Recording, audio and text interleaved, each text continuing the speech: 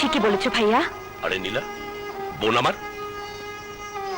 হ্যাঁ ভাইয়া, যে সন্তান 15 বছর বিদেশে লেখাপড়া শেষ করে দেশে ফিরে ভেবেছিল তার বাবার বুকে মাথা রেখে জড়িয়ে ধরে ঘুমাবে, বাবার আদর সোহাগে নিজের অতৃপ্ত আত্মাকে তৃপ্ত করবে, বাবাকে মন ভরে বাবা বাবা বলে ডাকবে।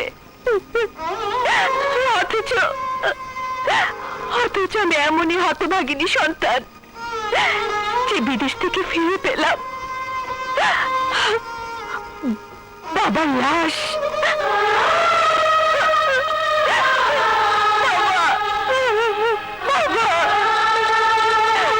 কথা বলো বাবা, বাবা আমার সাথে কথা বলো, বাবা কথা বলো।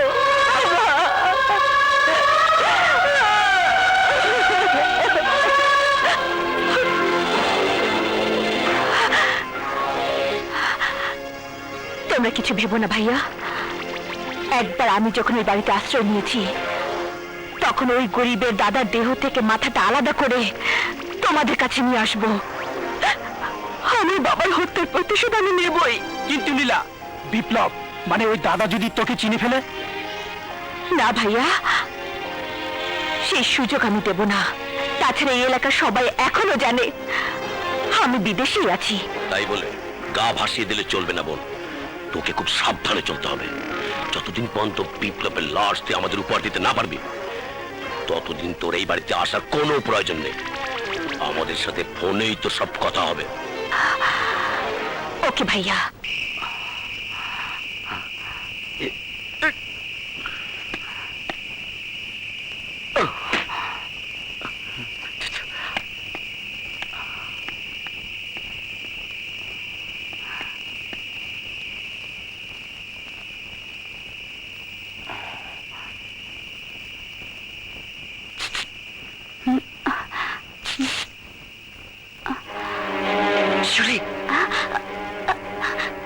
রাজু, এত রাতে তুমি?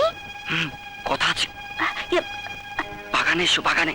তুমি যাও, আমি ড্রেস চেঞ্জ করে আসছি। যাও।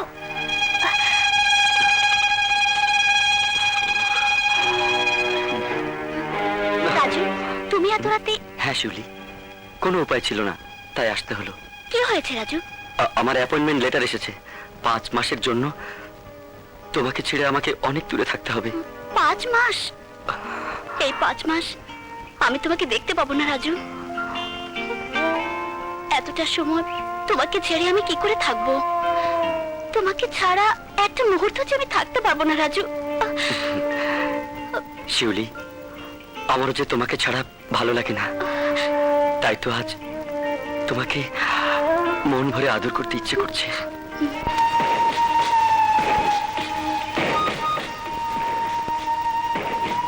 বিপ্লব, আজ হবে তোর জীবনের শেষ দিন।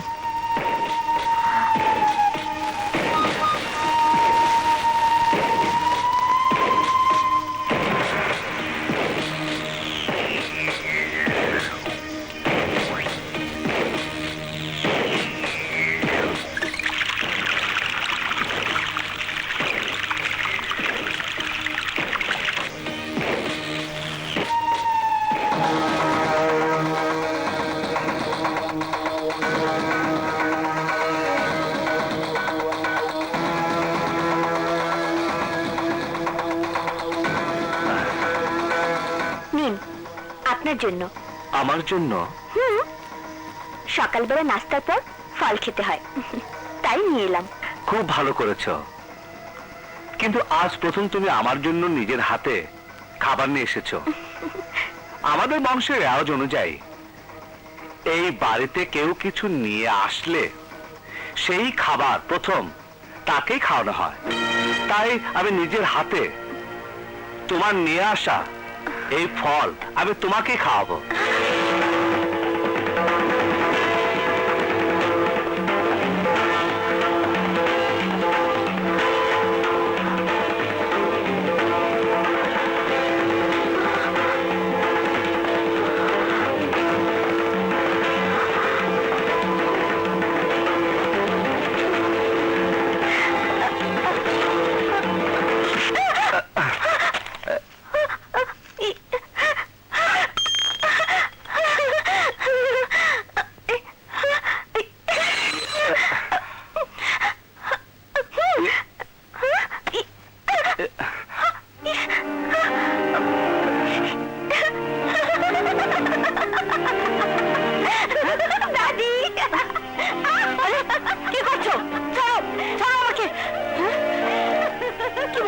ইয়ে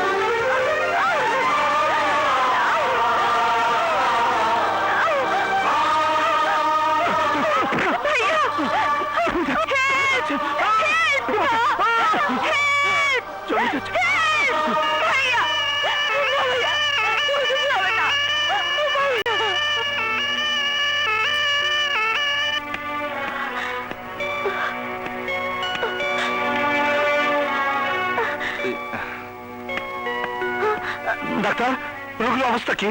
পেশেন্টের অনেক রক্ত ঝরে গেছে, ইমিডিয়েট রক্ত না দিলে বাঁচানো যাবে না। ইয়ে রক্তের গ্রুপ কি ডাক্তার? নেগেটিভ। আমারও ও নেগেটিভ। আপনি আমার কাছ থেকে রক্ত নিন। ওকে, আপনি ভেতরে আসুন। ইয়ে চলুন।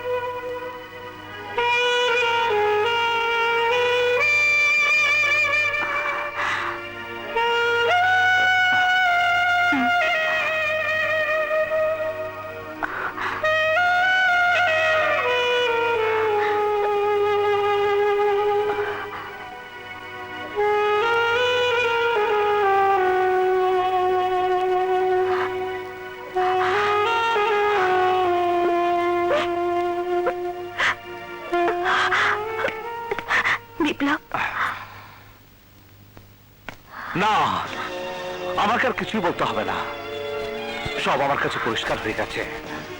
তুমি রাশিদ খানের মেয়ে নীলা। তোমার বাবার হত্যার প্রতিশোধ দিতে আমাকে তুমি খুন করতে চাও? না, করো, খুন করো আমাকে। একটা কথা মনে রেখো নীলা, এই বিপ্লব শুধুমাত্র অপরাধীকে শাস্তি দেয়,